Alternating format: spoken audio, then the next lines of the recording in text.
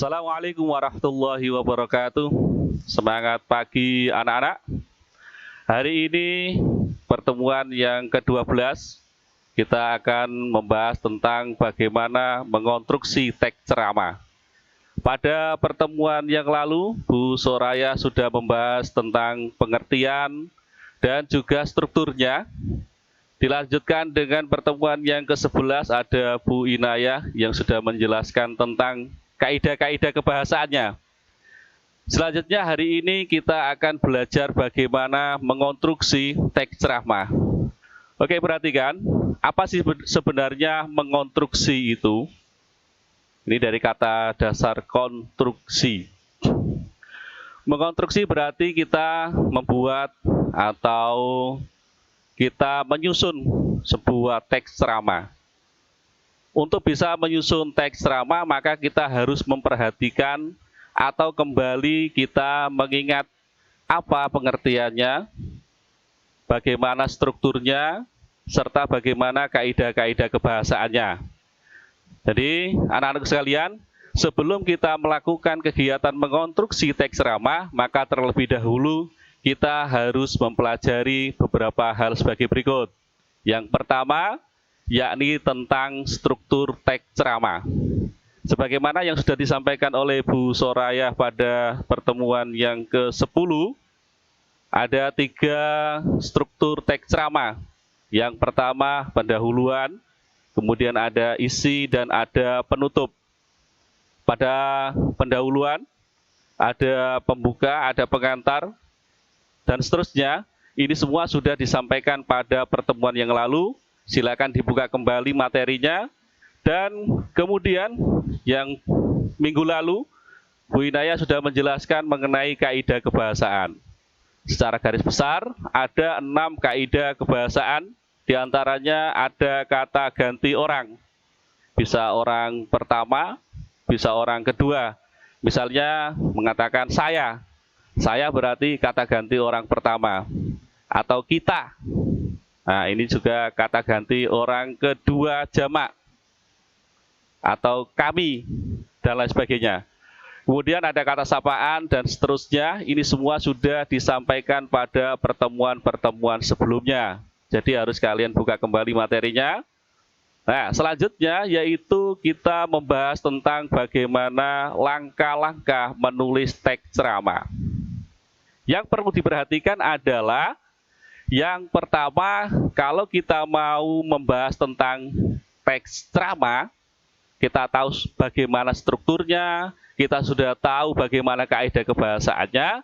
Selanjutnya, sebelum menulis, kita tentukan dulu topik apa yang akan kita bahas. Jadi yang pertama adalah menentukan topiknya.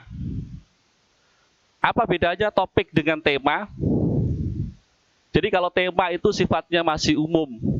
Misalnya membahas tentang ekonomi dunia, masih umum. Ekonomi dunia itu yang seperti apa?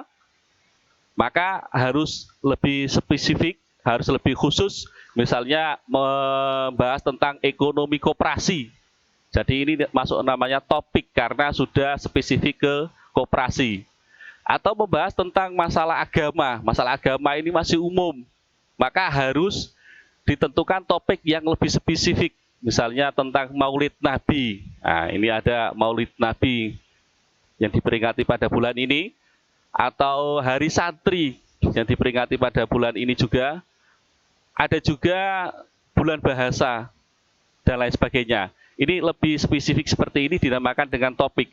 Kalau kita sudah bertemu dengan topiknya, maka selanjutnya cari materi-materi, entah itu artikel, buku, dan lain sebagainya, yang di dalamnya sesuai dengan topik yang akan kita bahas. Nah, kalau sudah ketemu topiknya, lalu kita rumuskan tujuan ceramah. Kemarin di awal saya jelaskan bahwa pidato punya 4 tujuan, diantaranya ada informatif, ada persuasif, argumentatif, dan rekreatif. Untuk ceramah biasanya tidak usah menggunakan argumentatif, karena argumentatif bisa digunakan dalam tujuan pidato yang lain. Misalnya pidato untuk keperluan kampanye, debat, dan lain sebagainya. Maka ada 3 yang bisa dirumuskan dalam tujuan ceramah. Yang pertama adalah informatif. Maka bagaimana kita menyampaikan informasi kepada audiens. Kemudian ada tujuan yang kedua, yaitu persuasif. Mengajak orang, marilah kita, dan seterusnya. Sebaiknya, seharusnya, itu semua adalah kalimat-kalimat persuasif yang kita gunakan di dalam ceramah. Tujuan persuasif ini adalah mengajak. Setelah menyampaikan informasi misalnya tentang bagaimana sholat yang baik, kemudian dilanjutkan dengan tujuannya yaitu bagaimana mengajak orang agar mau mengerjakan sholat. Nah, ini berarti pendekatannya pada persuasif. Kemudian tujuan yang ketiga ada rekreatif, agar ceramah tidak monoton dan tidak bikin orang terpana atau terpaku, maka bisa dibuat rekreatif, yaitu bersifat menghibur. Boleh bergurau, tapi harus tetap dalam ranah sesuai dengan tujuan ceramah yang akan kita laksanakan. Selanjutnya, setelah merumuskan tujuan, maka kita bisa menyusun kerangka ceramah. Nah, ini yang penting. Yang penting dalam menyusun kerangka ceramah, perhatikan lagi tadi yang sudah saya bahas, yaitu tentang struktur ceramah. Jadi kalau kalian ingin menulis tentang ceramah, perhatikan dulu ada pendahuluan, pembuka yang terdiri dari salam pembuka dan seterusnya, kemudian pengantarnya, terus dilanjutkan ke isi. Isi itu ada 2, yang pertama adalah berkaitan dengan paparan atau pandangan secara umum, kemudian sampaikan gagasan-gagasan berikutnya, lalu di penutup ada simpulan, ada ucapan permohonan maaf, dan ada salam penutup. Nah, ini yang dimaksudkan di dalam menyusun kerangka ceramah. Jadi, kalau ingin menyusun kerangka ceramah, maka yang diperhatikan adalah berkaitan dengan strukturnya. Setelah ketemu kerangkanya, kita lanjut dengan menyusun ceramah. Menyusun ceramahnya harus sesuai dengan kerangka yang sudah kita buat. Lalu yang terakhir adalah menyunting teks ceramah. Nah, ini yang terakhir. Apa itu menyunting? Menyunting artinya kita perbaiki teks yang sudah kita buat itu. Di dalam memperbaiki ini ada pertimbangan yang berkaitan dengan struktur dan ada pertimbangan yang berkaitan dengan kebahasaannya. Apakah bahasa yang kita gunakan sudah sesuai?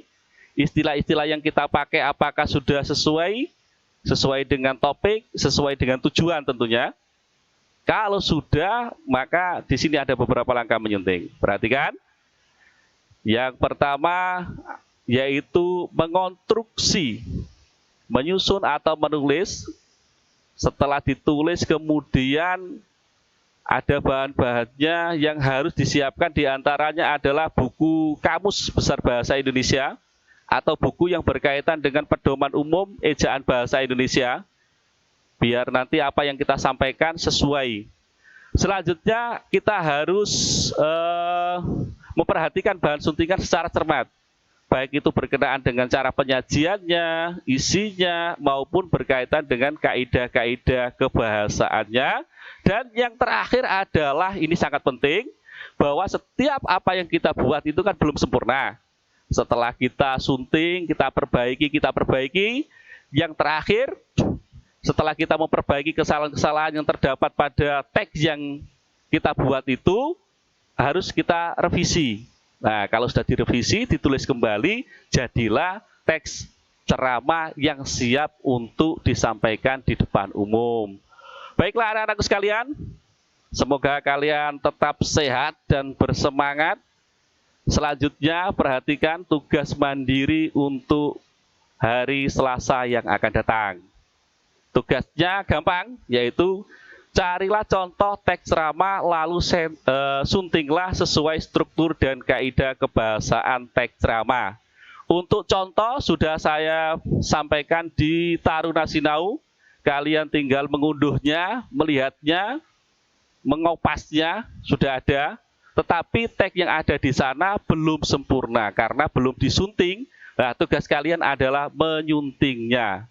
Setelah kalian sunting, tulis kembali pada buku tugas Anda dan tidak lupa difoto, kemudian dikirimkan kembali ke aplikasi kita Taruna Sinau. Lengkap ya, namamu, kelasmu, ditulis tangan. Oke? Cukup sekian anak-anak sekalian. Sampai ketemu di pertemuan berikutnya. Saya akhiri. Assalamualaikum warahmatullahi wabarakatuh.